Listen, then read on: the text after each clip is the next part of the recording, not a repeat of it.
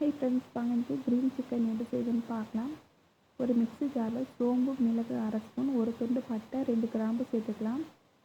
இது கூட ஒரு துண்டு இஞ்சி, 10 பல்லு பூண்டு, 5 சின்ன வெங்காயம், 3 பச்சை மிளகாய் சேர்த்துக்கலாம். ஒரு கைப்பிடி அளவுக்கு கொத்தமல்லி, கருவேப்பிலை, புதினா சேர்த்துக்கலாம். தேவைன்னா கொஞ்சமாக தண்ணி சேர்த்துட்டு நல்லா பேஸ்ட்டாக அரைச்சி எடுத்துக்கோங்க. இந்த மாதிரி நல்லா அரைச்சி எடுத்துக்கோங்க. இப்போது ஒரு கடாயில் 3 டேபிள் ஸ்பூன் எண்ணெய் சேர்த்துக்கலாம்.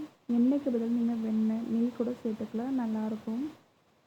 1/4 ஸ்பூன் சோம்பு சேர்த்துக்கலாம். சோம்பு பொரிஞ்ச பிறகு ஒரு பெரிய வெங்காயத்தை பொடியாக கட் பண்ணிவிட்டு சேர்த்துக்கலாம். நீங்கள் சின்ன வெங்காயத்தை கூட பொடியாக கட் பண்ணிவிட்டு சேர்த்துக்கோங்க, நல்லாயிருக்கும். பாருங்கள், வெங்காயம் நல்லா வதங்கிடுச்சு. இப்போ இதில் நம்ம அரைச்சி வச்சுருந்த புதினா பேஸ்ட்டை சேர்த்துக்கலாம். நல்லா வதக்கி விட்டுக்கலாம். நான் தக்காளி சேர்க்குறேன், நீங்கள் வேணும்னா தக்காளியை கட் பண்ணிவிட்டு சேர்த்துக்கோங்க. நல்லா பச்சை வாசனை போகிற அளவுக்கு வதங்கட்டும். பாருங்கள், இஞ்சி, பூண்டு, புதினா, கொத்தமல்லி எல்லாமே நல்லா பச்சை வாசனை போய் எண்ணெய் பிரிஞ்சு வந்திருக்கு. இந்த மாதிரி நல்லா வதங்கி வரணும். இப்போ இதில் நம்ம சிக்கன் சேர்த்துக்கலாம். நான் போன்லெஸ் சிக்கன் எடுத்து வச்சுருக்கேன். இது கூட உப்பு தேவையான அளவுக்கு சேர்த்துட்டு நல்லா வதக்கி விட்டுக்கலாம். அரைச்ச மசாலா எல்லாமே சிக்கனில் படுற மாதிரி நல்லா கிளறி விட்டுக்கோங்க.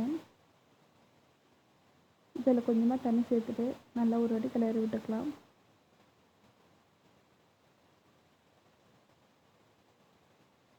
தட்டு போட்டு மூடி ஒரு 10 நிமிஷத்துக்கு வேக விடலாம். அடுப்பை லோ ஃப்ளேமில் வச்சு வேக விடுங்க. அப்பப்போ தட்டை எடுத்துகிட்டு நல்லா கிளறி விட்டுக்கோங்க, இல்லைன்னா அடி பிடிச்சிரும்.